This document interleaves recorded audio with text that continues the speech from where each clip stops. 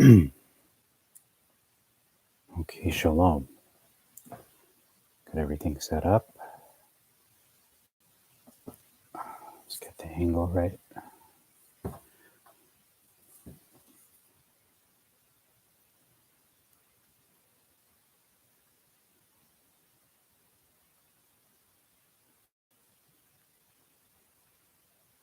That looks good.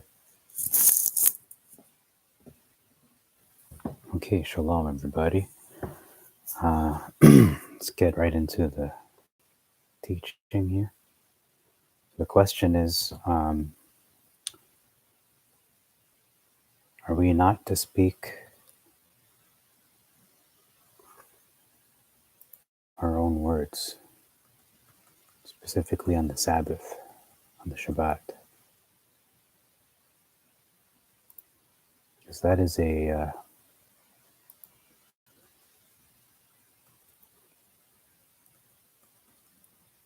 false belief, and I'm going to prove that to you today, this morning.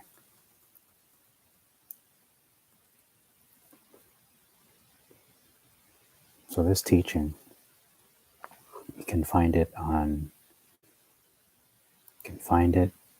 in Isaiah chapter 58. This is the scripture that people reference when they talk about speak your own words.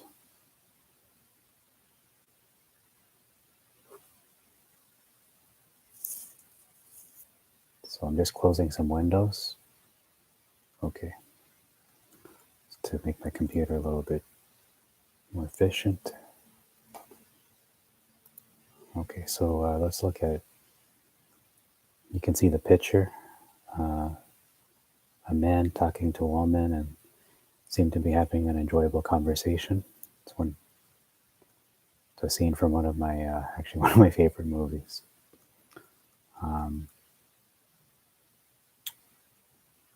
So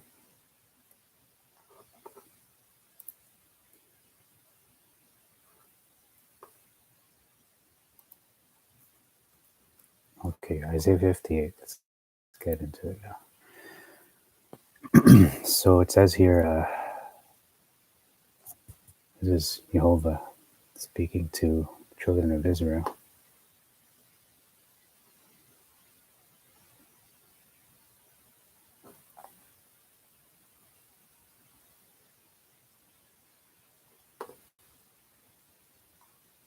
You just look at the previous chapter, 57, just to look at the context.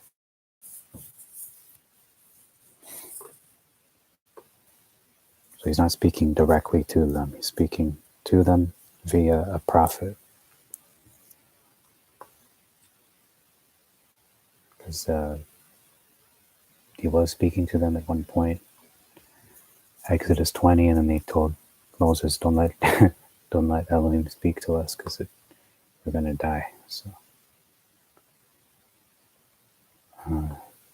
in Isaiah 58, verse 13, we're talking about the Sabbath. We're going to read the Masoretic first. Excuse me. It says here, just take a sip before I start.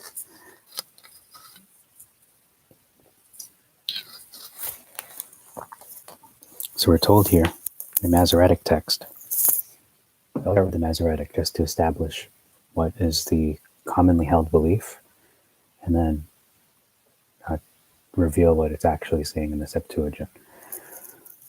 So the Masoretic says, if you turn away your foot from the Sabbath, from the Shabbat, the seventh day of the week, which is a day of rest, not to work.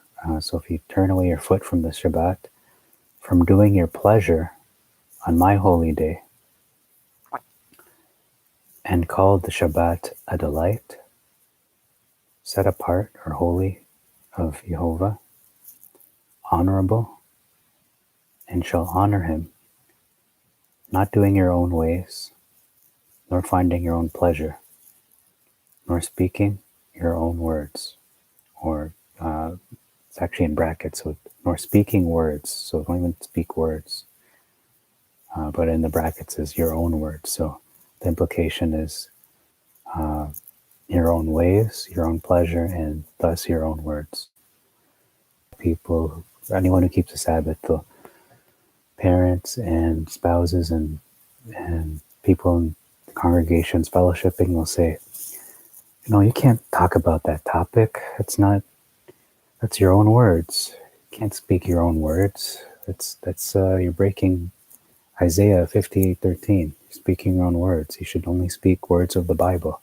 You should only speak God's words or something inspired or something. You can't talk about anything except God's words. And they have to be scriptural words. They can't be your own opinions or any can't be your own ideas or just anything that's on your mind that, you know what I mean? So that's what they use. They use this to justify that that rule that some people enforce in their own houses, in their own families, in their own congregations. So you can't speak your own words.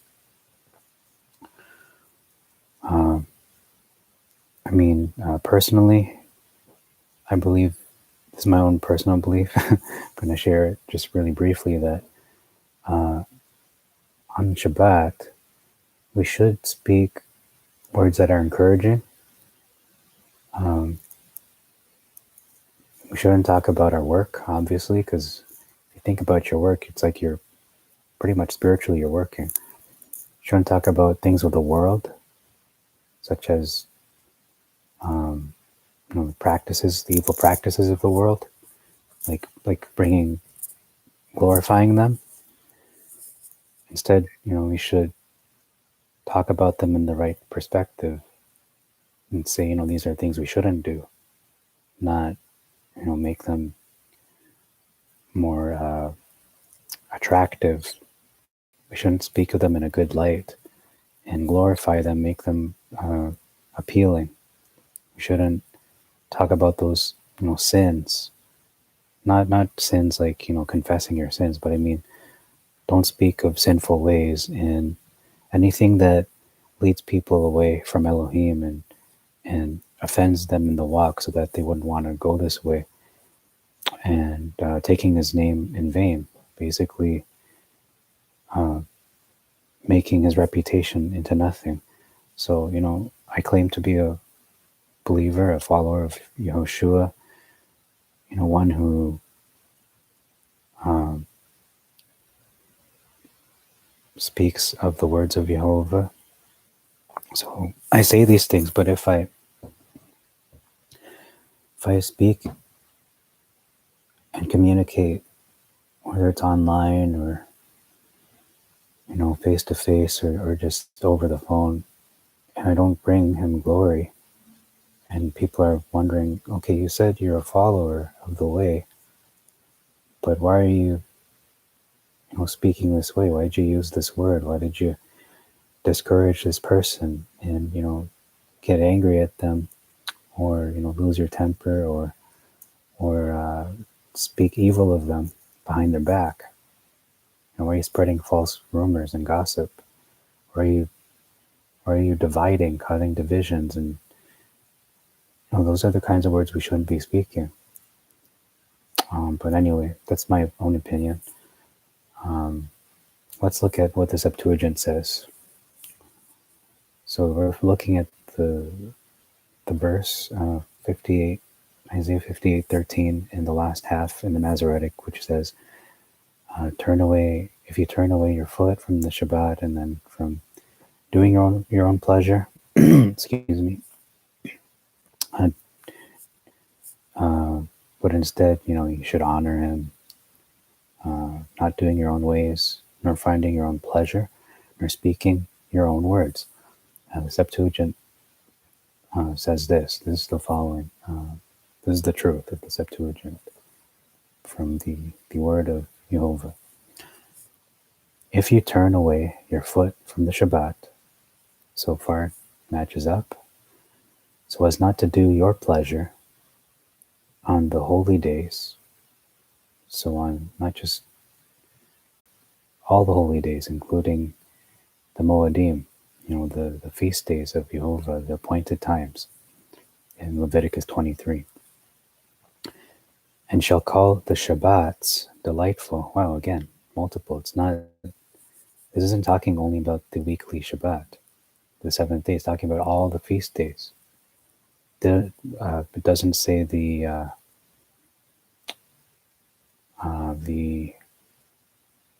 new moons.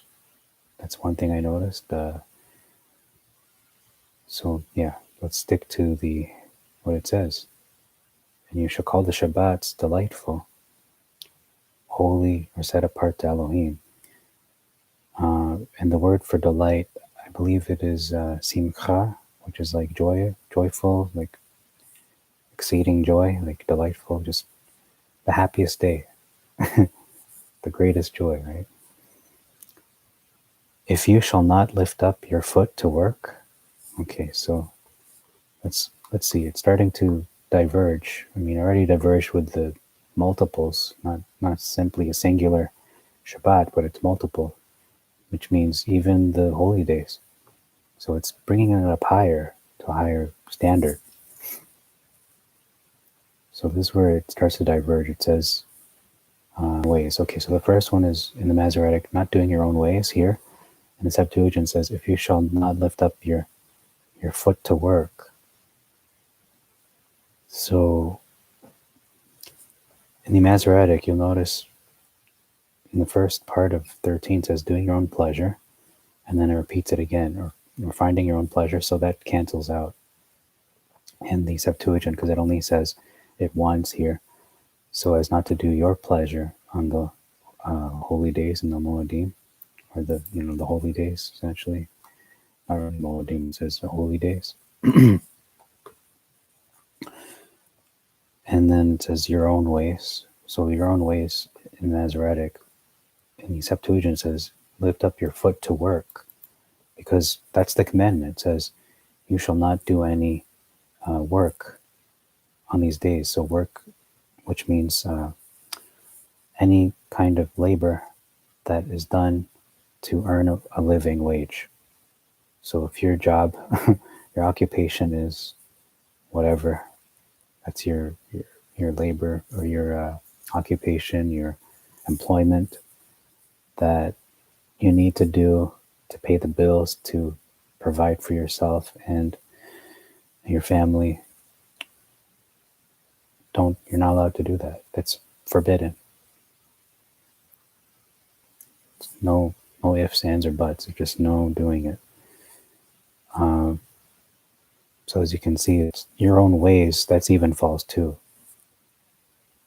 We're allowed to do our own ways. It's just not to work. It says here, you shall not lift up your foot to work, and not to do your pleasure. So that one is a little bit, okay, pleasure. It's like what you please, that's an interesting one. I didn't really think about that too much. But your pleasure on my holy day, on the holy days. Excuse me. I guess that would be instead of doing the pleasure of Jehovah, what he expects us to do on those days, which is rejoice, to worship him. But if we do our own pleasure, we're not doing those things. We're doing something completely different. We're worshiping him according to our standards, not according to what he wants, how he has determined we should worship him, the ways that we should worship him, but doing it according to, not the ways that he wants. So that would be going against his will, against his pleasure, against what he wants, how he wants to be worshipped. So let me just look that up. Do not worship me.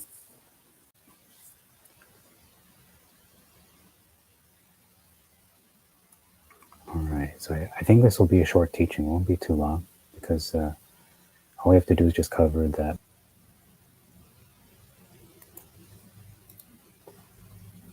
And there's going to be two teachings in this one this one teaching about do not speak your own words on the Shabbat, I'm going to fit in a second teaching, a similar train of thought, speaking words, not speaking certain words. So Deuteronomy 12:4 it says here, you shall not do so. Oh, here. These are the ordinances and the judgments which you shall observe to do in the land, which Jehovah your Elohim, whose land you inherit on the high mountains and on the hills. You shall destroy their altars, break their pillars, cut their groves, burn with fire graven images. You shall abolish your name out of that place. You shall not do so to Jehovah your Elohim, to break down his places of worship.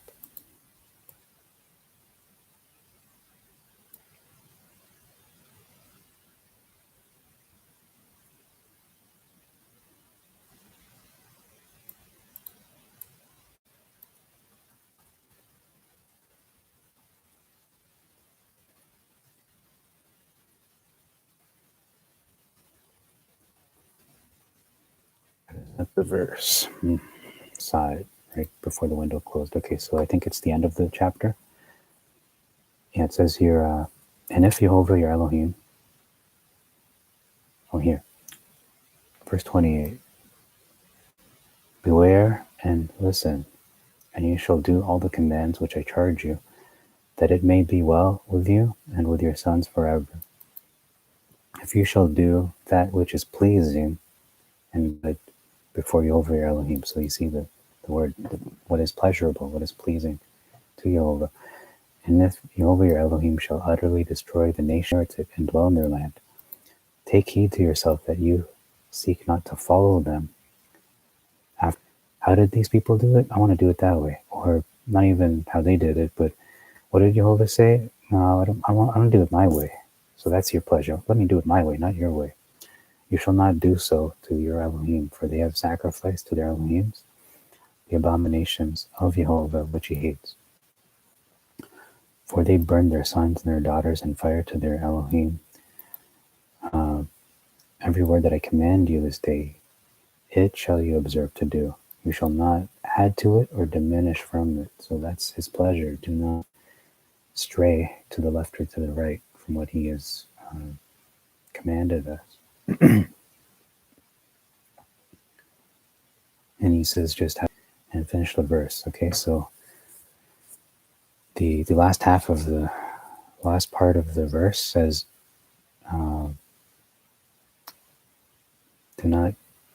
it says here, if you turn away your foot from the Shabbat, call this Shabbat a delight, and shall honor him, not speaking your own words. What does it say in the Septuagint?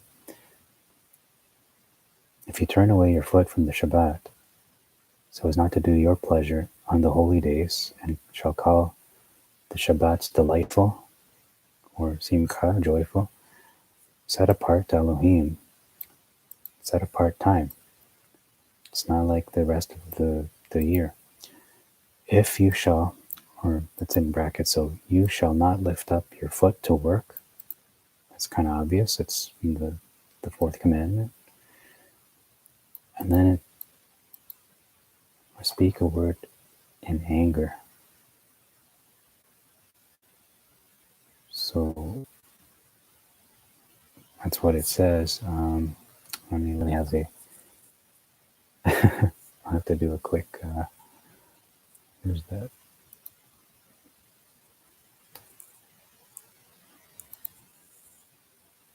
I remember I had so it's a matter of identifying the word. But I mean, that's what it says. Do not speak a word of anger. I think I'll just leave it open once I find it, not close the tab. All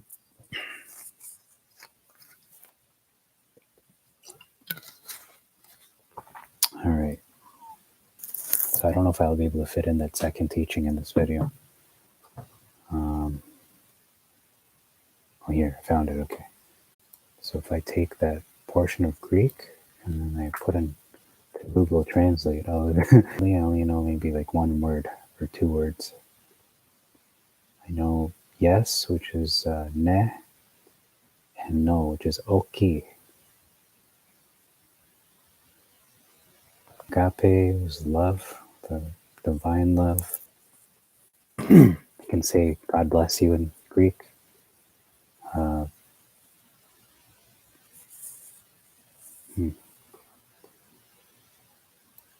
It's so weird. It's not translating it. Otheos naine mazizu. That's how you say God bless you in Greek.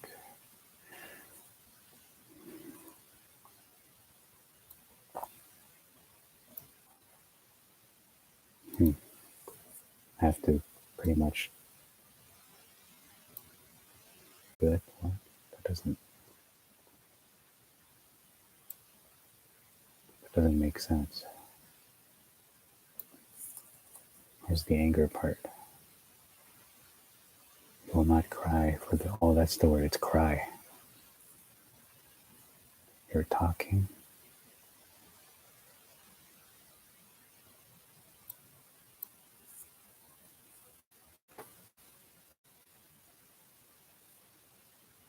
Okay, I think I found the word. An exact, like, let's say here, strong.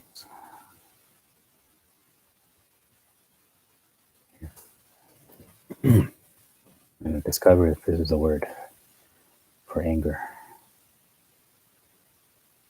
Because what they did when they translated the Septuagint, they took the Hebrew scriptures, the original, and they translated it into to the literal. So it's not that word. Talk is talk. It's pretty simple. Okay, it's not that word either.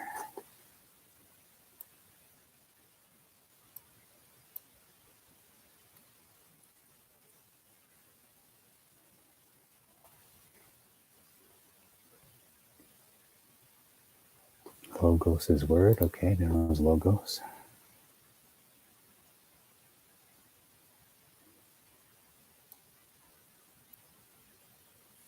Oh, here, wrath. Here it is, found it. Orge. Orge is the word. So don't speak. I mean, it'd be so easy for me to just say, don't be angry. But let's look into this word, orge, 3709. Impulse, wrath.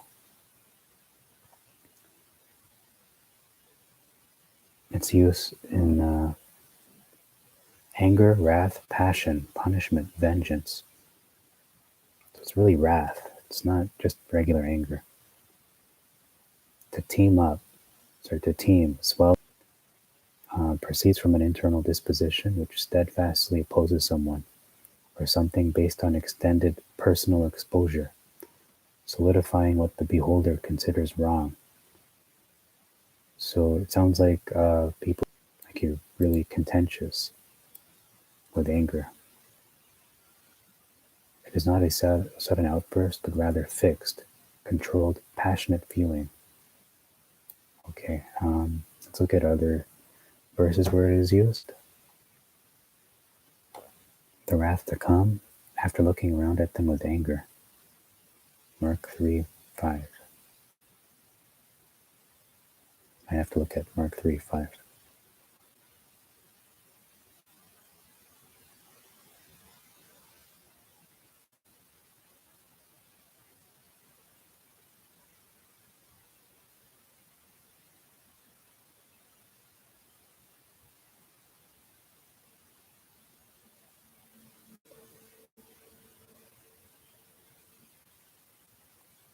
So we're looking at wrath in the context of speaking. Okay, that's one of the of sin, like fruits of the sin. What do you call them? The sins of the flesh, I think. Colossians 2. Straightforward, but it's better to make sure it's not simply anger. It's really wrath. It's better expressed as wrath. That's not just normal, because there is an anger that isn't bad. But wrath is really, to get a better understanding of this word wrath.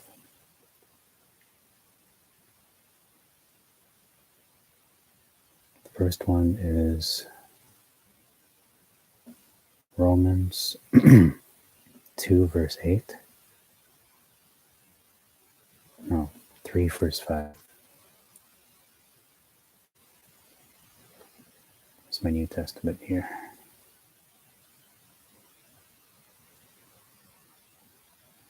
Okay, I'll just use, oh, this isn't the New Testament.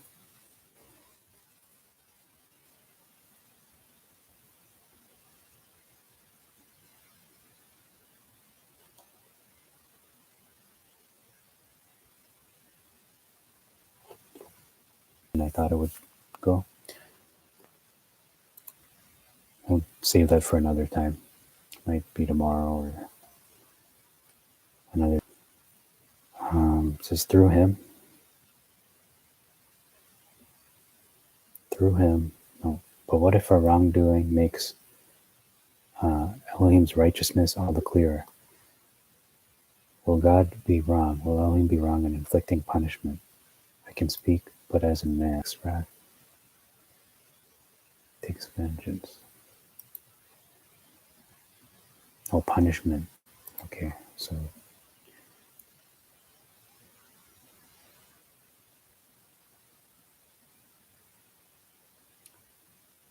okay, Ephesians 4:31. It's probably closer to the way to understand it in that verse of Isaiah. Ephesians 4. Let all bitterness, passion, orge, anger, brawling, and abusive language be banished from among you, as well as all malice. So we are to not to speak a word in wrath to each other, but to be kind to one another. Speak words that are tender-hearted, very, forgiving, so ready to forgive one another. So that's the opposite.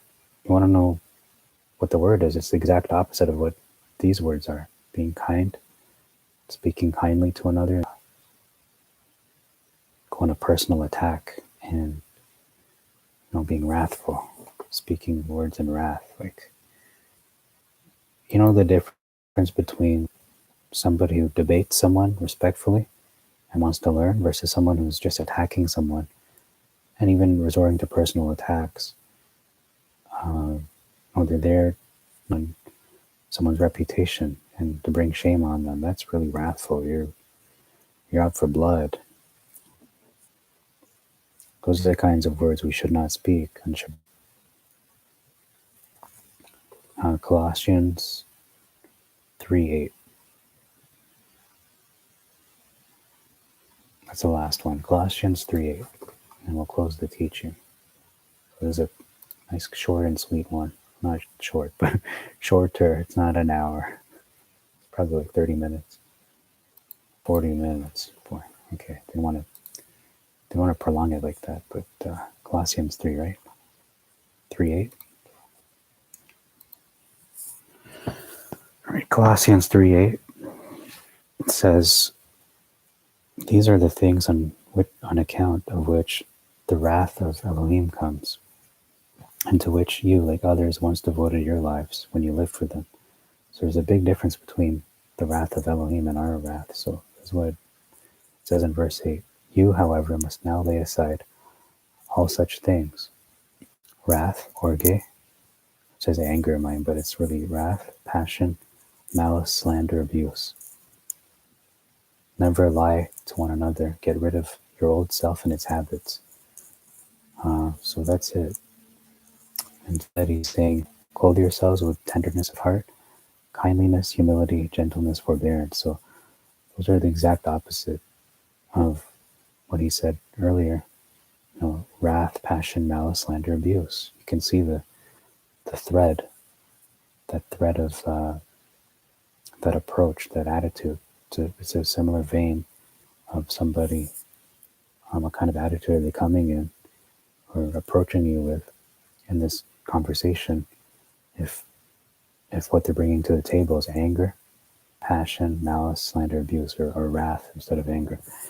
Whereas somebody with the spirit of Jehovah, with the Ruach HaKodesh, they won't have that in their bones. It won't be in their tongue. They're going to have tenderness. Their words will have tenderness of heart, kindliness, humility, gentleness, forbearance. Doesn't mean they won't correct you. Doesn't mean they won't rebuke you. But when they do, they'll do it with that approach, with tenderness of heart, kindliness, humility, gentleness, forbearance, knowing that they're not attacking you. They're attacking your sin. They're attacking your actions or your attitude or something you did wrong. But they're not doing it in a way that makes you, that discourages you. It should be seasoned with, your words should be seasoned with love, with kindness, not with anger, with gentleness, not with wrath. So I think we debunked that verse. And once again, everyone knows what it says. I think a lot of believers know. In Isaiah 58:13, they use this mistakenly, erroneously. They use it wrongfully, applying it to, only the weekly Sabbath, which is that's also a fallacy. I didn't even know that until this morning. It applies to all the Shabbats, all the holy days, all the high holy days, not just the weekly ones, but the ones in Leviticus 23 that are actually high holy days, because some of them are appointed times, such as Passover. That's not a high holy day. So, you shall honor him, not doing your own ways, but focusing here, not nor speaking your own words. Again, the Septuagint doesn't say that. It says, but if you shall call the Shabbats delightful, holy, set apart to Elohim, if you shall not lift up your foot to work, nor speak a word in wrath out of your mouth. And mine says anger, but anger and wrath. I mean, wrath is more of the spirit of that, the word orge. Although it can mean anger, wrath is just more, it really captures the feeling, because someone can speak in anger but still be correct, like in righteous indignation, that's righteous anger. But wrath is completely unrighteous, especially, man's wrath. It's to destroy, it's to discourage, it's to bring down, to humiliate. Whereas the wrath of Elohim, his is righteous, it's to judge. He's got purposes. His anger is right. It's not like ours. It just says, his thoughts are not like our thoughts. His ways are way above us. So let's have to say about that. I'm going to close this. I go to like 30, 40 minutes. So that's all for now. We'll do another one tomorrow morning. This is the earliest I've done a teaching, I think. So